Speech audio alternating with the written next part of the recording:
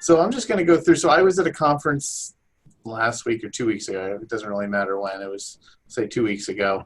And the keynote presenter was the accessibility chair of Microsoft. So she was showing all sorts of cool tools. It was a special ed specific conference. Of course, we're especially interested in the accessibility stuff. But there was a couple things that I thought that she showed that I thought about my students here at the University of Idaho. And some of them, especially thinking that they're going to be teachers as well, that they might want to use with their students. And I asked them, I came back to class and said, how many folks are familiar with these? And none of them were familiar with either of them. So I thought I would just do a quick share. So one of them, so these are both Microsoft tools, and they're both available on the Office 360 platform. So you've got to be looking at your stuff online. And Tanya could probably explain more about that if you need more assistance with that. But so one of them is PowerPoint Presenter Coach. So if you have a PowerPoint, and there's this built-in, you go to slideshow and you can do rehearse with coach. And this is not on the downloaded version. I believe it's only on the online version. But what you can be doing is you can start rehearsing. And what it will do is it will listen. And if you start saying things like, will it do it? There it goes. So it's listening, it's keeping track of what's going on. If I say things like in special education, we like to make sure we use, I didn't mean to do that one. But if we do things like, we talk about using person first language, where we say the person and then the disability, that's one of the things we work on. And this is even sensitive to things like that. So typically we would say like people with disabilities, but if I said disabled person, then it might pick up that I made that mistake right there.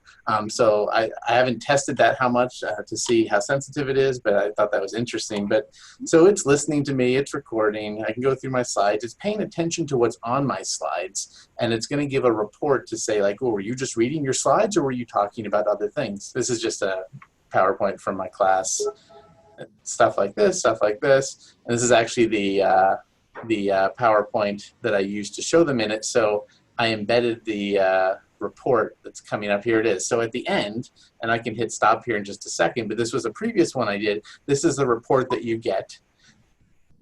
Okay, I'll talk slower. That's fine. But that's awesome. It also covers pace. Yeah. So it's got things here, fillers, that type of stuff. So if folks are, looking for, feedback on how they're doing or practicing, I know we do 5-minute presentations in my class, and a lot of students get concerned that they, need to fit all this information within 5 minutes, that this might be something useful, valuable to them. All right, I get it.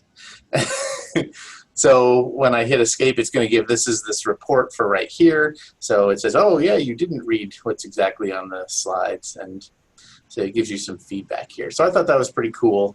And my students appreciated seeing that. The other one that I wanted to show is the Microsoft Immersive Reader, which I think, Tanya, is now integrated into Flipgrid. I do recall hearing about that recently. I was reading a blog post, yes. So this is more thinking about K-12 students, although other students might benefit from this as well. So this is another feature that's on the online platform. This is in Microsoft Word. And if I go to view here, I've got this option here of Immersive Reader. There's my again, now I'm paying attention to it. So what I can do here is I can modify how the text is presented, which when we're talking about students with disabilities who maybe need things in different sizes or with different colors or presented in different ways with less distractions, with fewer distractions, there's a lot of ways to customize these. So it starts off simple here. Text size, great. You can increase spacing, super. You can change the font. So here's one that's nice and easy that, again, giving teachers tools to share with their students. There's a lot of students, and there's a body of research that shows that some students read a lot better and faster when they have specific colored backgrounds with it. So you can buy like films that go over textbooks and things like that some students use, and they find that if they have like a blue filter over their text, that they can read a lot faster and a lot easier. So this will accommodate for that. So you can have all sorts of different views here. But wait, there's more. So you can highlight where the nouns are, where the verbs are, that type of stuff. If that's important to students. But wait, there's more. And then there's this line focus here because we have some students who get distracted with too much text. So